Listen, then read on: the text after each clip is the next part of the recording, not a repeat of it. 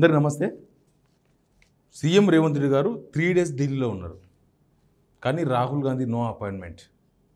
పోనీ రాహుల్ గాంధీ గారు ఢిల్లీలో లేరా అంటే ఢిల్లీలో ఉన్నారు. పీసీసీ చీఫ్ ఫ్యామిలీతో కలిసిన రాహుల్ గాంధీని చోటా మోటా లీడర్స్ చాలామంది ఈ మధ్యకాలంలో ఈ వారంలో రాహుల్ గాంధీని కలిసి ఫోటోలు వాళ్ళ సోషల్ మీడియాలో పెట్టుకున్నారు. వాళ్ళ ఎక్స్ లేకపోతే వాళ్ళ ఫేస్బుక్ రకరకాల వాట్సాప్ గ్రూప్లో పెట్టుకున్నారు చోటా మోటా లీడర్లు కూడా.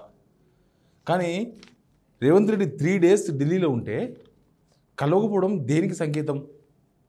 దీన్ని ఎట్లా అర్థం చేసుకోవాలి? పార్టీలో భేదాభిప్రాయాలు ఉండొచ్చు లీడర్ల మధ్యన, లేకపోతే ఇంకేదైనా ఉండొచ్చు. కానీ పని కట్టుకొని సీఎం రేవంత్ రెడ్డిని, ఒక ముఖ్యమంత్రిని కలవకుండా అవమానించడం దేనికోసం? ఈ అంశాల మీద మాట్లాడదాం.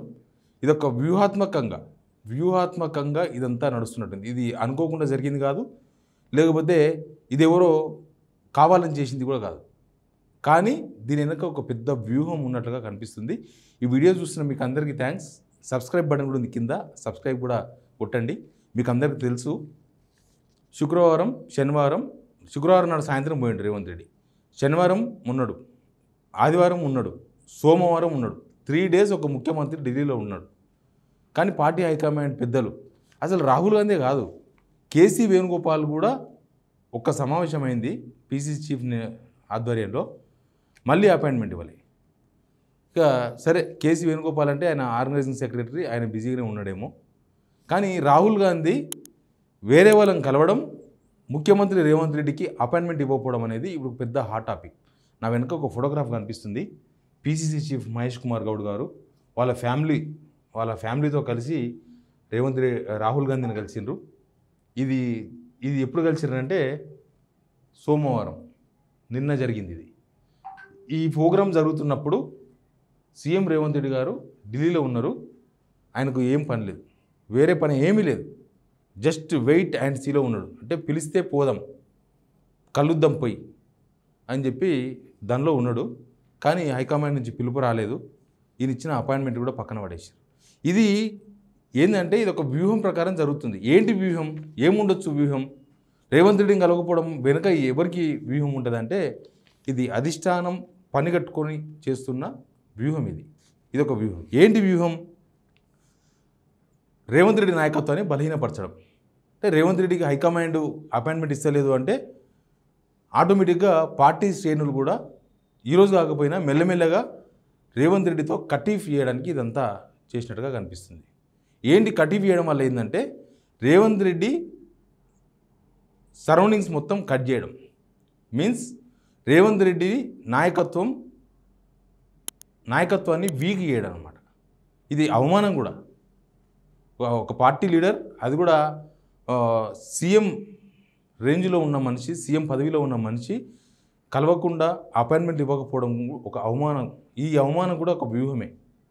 ఈ వ్యూహం ఏంటంటే మెల్లమెల్లగా ఆయన నాయకత్వాన్ని బలహీనపరుస్తున్నారు అనేది మాత్రం క్లియర్గా అర్థమైపోయింది. ఏంటి ఆయన నాయకత్వాన్ని బలహీనం చేయడం వల్ల ఒరిగేది ఏంటంటే ఏదో రోజు ఆయన ముఖ్యమంత్రి పదవి నుంచి దింపేస్తారు.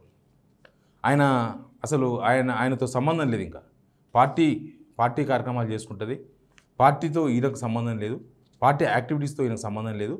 ఈయన ముఖ్యమంత్రిగా ఉన్నారు, ఎప్పుడు దింపేస్తారో తెలియదు. కాంగ్రెస్లో ఎట్లుంటుందంటే ముఖ్యమంత్రిగా ఉన్నప్పుడు పార్టీ హైకమాండ్తో మంచి రిలేషన్స్ ఉన్నప్పుడు, ముఖ్యమంత్రే కాదు ఏ లీడర్ అయినా సరే హైకమాండ్తో మంచి రిలేషన్స్లో ఉన్నప్పుడు పదవులు కావాల్సిన వాళ్ళు, కార్యకర్తలు వాళ్ళందరూ కూడా ఆ లీడర్ చుట్టూ తిరుగుతారు. ఎందుకంటే హైకమాండ్ దగ్గర ఉన్నారు, హైకమాండ్ దగ్గర వీళ్ళకి వాల్యూ ఉంది కాబట్టి వీళ్ళని పట్టుకుంటే మనకి ఏదైనా పనులు అవుతాయి, ఏమైనా పదవులు వస్తాయి, లేకపోతే ఇంకేదో జరుగుతుంది, ఈయననే లీడర్ అని చెప్పి హైకమాండ్ గుర్తించింది అనే సంకేతాలు పోతాయి. ఇప్పుడు ఈ 3 రోజులు ఢిల్లీలో ఉండ కూడా అపాయింట్మెంట్ ఇవ్వకపోవడం అనేది హైకమాండ్ ఏం సంకేతాలు ఇవ్వదలుచుకున్నది అనేది చాలా ఇంపార్టెంట్ పాయింట్. దీన్ని బట్టి చూస్తే రేవంత్ రెడ్డిది నడవకూడదు, రేవంత్ రెడ్డిది నడిచినట్టుగా కనబడకూడదు. నడిచినట్టు కనబడితే మళ్ళీ ఎమ్మెల్యేలు ర్యాలీ అవుతారు, పార్టీ క్యాడర్ ర్యాలీ అవుతుంది. కాబట్టి ఇవేమి ఉండొద్దు, ఈయనది నడవకూడదు అని అది డైరెక్ట్గానే ఎదురుకొచ్చి మాట్లాడకపోయినా, లేకపోతే ఢిల్లీలో ఉన్నా కూడా కనీసం కలవకపోవడం అనేది డైరెక్ట్గా రేవంత్ రెడ్డిని దూరం పెట్టినట్టుగానే అర్థం చేసుకోవచ్చు.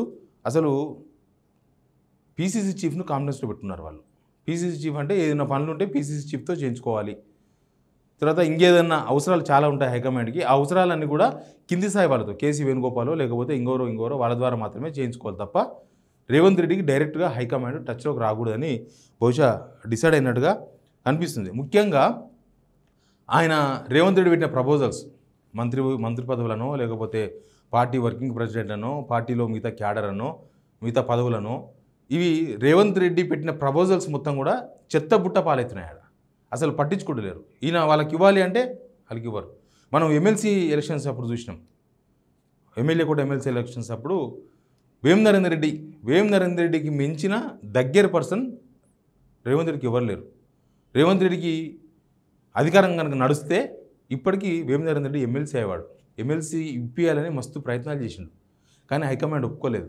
ఆయనకు మాత్రం ఇవ్వలేదు. అందుకే ఆయన పెట్టిన ప్రపోజల్స్ అన్నీ కూడా చెత్తబుట్టలు ఎత్తిన అమలు చేయకపోవడం, ఆయన పెట్టిన ఏది కూడా పని అయితే లేదు అనే ఒక సంకేతాలు కూడా పార్టీ క్యాడర్లోకి పోయినట్టుగా కనిపిస్తున్నాయి. ఇక ఇట్లా మొత్తం ఆయన చుట్టూ ఉన్న వేర్లు కట్ చేసి పడేస్తే రేవంత్ రెడ్డి అనే మనిషి ప్రభావం పార్టీ పైన కానీ ఉండకూడదు. పార్టీ మీద అంటే రేపటి ఏ నిర్ణయం తీసుకున్నా రేవంత్ రెడ్డి ఏదో చేస్తాడు, ఎమ్మెల్యేలను తీసుకొని పోతాడు, లేకపోతే పార్టీ మొత్తం నాశనం అయిపోతుంది. ఇట్లాంటివన్నీ చాలా చర్చలు జరుగుతున్న టైంలో రేవంత్ రెడ్డి అనే మనిషితో ఏమి కాదు, రేవంత్ రెడ్డితో మొత్తం అధికారాలు మొత్తం కట్ చేసి పడేస్తే బెటర్ అన్న ఒక వ్యూహం అమలు చేస్తున్నట్టుగా కనిపిస్తుంది. ఎందుకంటే నిజానికి పార్టీని మొత్తం కంట్రోల్లోకి తీసుకోవడానికే మీనాక్షి నటరాజన్ను ఇన్ఛార్జ్గా ఇచ్చారు. ఆమె యాక్టివిటీ అంతా కూడా మనం చూస్తున్నాం. ఇప్పటికే చాలా వరకు పార్టీ వ్యవహారాలంతా కూడా మీనాక్షి నటరాజన్ పీసీసీ చీఫ్ సమక్షంలో మీనాక్షి నటరాజన్ గారే మొత్తం హ్యాండిల్ చేస్తూ ఉన్నారు. ఇక్కడ కొత్తగా పదవులు ఇచ్చే వాళ్ళకు ప్రపోజల్స్, ఈయన తీసుకుపోయే ప్రపోజల్స్ చెత్తబుట్లో పడేయడం కాదు, ఈయన పెట్టిన మనుషులను కూడా, ఈయన పీసీసీ చీఫ్గా పనిచేశారు, తర్వాత ముఖ్యమంత్రి అయినారు. అప్పుడు పెట్టిన డీసీసీ ప్రెసిడెంట్లు లేకపోతే ఈయన పెట్టిన చాలామంది పార్టీ క్యాడర్లు పార్టీ లీడర్లు ఎవరెవరు ఉన్నారో వాళ్ళందరినీ తప్పించేందుకు కూడా ఆల్రెడీ ప్రయత్నాలు స్టార్ట్ అయినా కనిపిస్తుంది. ఈ మధ్యకాలంలో నియోజకవర్గ ఇన్ఛార్జీలు అంటే ఎమ్మెల్యేలు ఓడిపోయిన దగ్గర ఆ ఓడిపోయిన ఎమ్మెల్యేలే పార్టీ ఆ నియోజకవర్గ ఇన్ఛార్జీలుగా వ్యవహరిస్తున్నారు. ఇప్పుడు వాళ్ళందరినీ వీక్ చేయడం అంటే రేవంత్ రెడ్డి మనుషులు వాళ్ళంతా. రేవంత్ రెడ్డి మనిషి అంటే చాలు వాళ్ళకి ఇప్పుడు ఇక వాళ్ళ దినాలు తక్కువైనట్టే కాంగ్రెస్ పార్టీలో. అంటే వాళ్ళకి ఏ పదవులు రావు, వాళ్ళకి వాళ్ళ ఊహించినట్లుగా ఆశించినట్లుగా రేవంత్ రెడ్డి కూడా ఏమి ఇప్పించలేని సిచ్యువేషన్లోకి పోతున్నాడు మెల్లగా. రేవంత్ రెడ్డి మాటనే నడవనప్పుడు, రేవంత్ రెడ్డి ఏదైనా చెప్తే కూడా హైకమాండ్ వినలేనప్పుడు ఇక దాని అర్థం అదే. మీనాక్షి నటరాజన్ మీద రేవంత్ రెడ్డి గారు కంప్లైంట్ చేసినారు కేసీ వేణుగోపాల్కి. ఏమని కంప్లైంట్ చేసిండ్రు? మీనాక్షి నటరాజన్ గారు చాలా డిస్టర్బ్ చేస్తున్నారు పార్టీని, మీనాక్షి నటరాజన్ గారు వచ్చిన తర్వాత పార్టీ మొత్తం చీలిక పీలిక అవుతుంది, చాలా గొడవలు జరుగుతున్నాయి, అసలు పార్టీ ఒక లైన్ మీద లేకుండా పోయింది అని కేసీ వేణుగోపాల్కి కంప్లైంట్ చేస్తే మీనాక్షి నటరాజన్ చెప్పిందే వినాలి. అంటే నీవు అంతే, మీరు చెప్పింది వినం మేము, మీనాక్షి నటరాజన్ మాకు ఇంపార్టెంట్ అని వాళ్ళు చెప్పినట్లుగా పార్టీకి సంబంధించిన కొద్దిమంది నేతలు చెప్తున్నారు. ఇప్పుడు ఏంటంటే నియోజకవర్గ ఇన్ఛార్జీలు ఒక అంశం, రెండోది ఏంటంటే ఇప్పుడు జిల్లాలకు 2 ఏఐసీసీ అబ్జర్వర్లు వస్తున్నారు.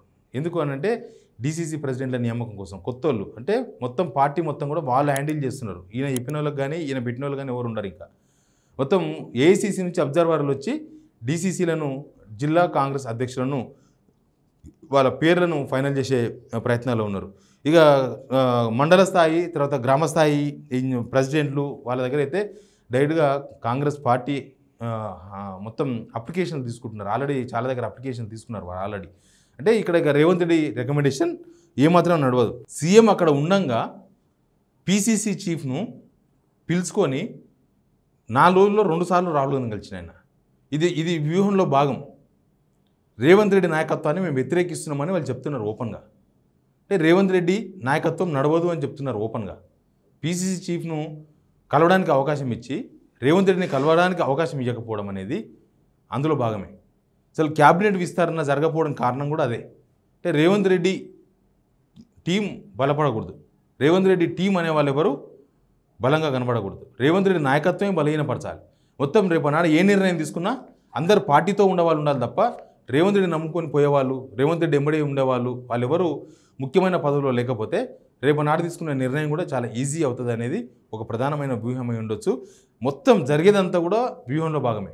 చేస్తున్నదంతా కూడా ఒక పక్కా వ్యూహం ప్రకారం పక్కా స్కెచ్ చేసుకొని రేవంత్ రెడ్డిని బలహీనపరిచే ప్రయత్నాలు నడుస్తున్నాయి. కాంగ్రెస్ పార్టీలో ఎట్లుంటుందంటే ఒక ముఖ్యమంత్రి ఉంటాడు.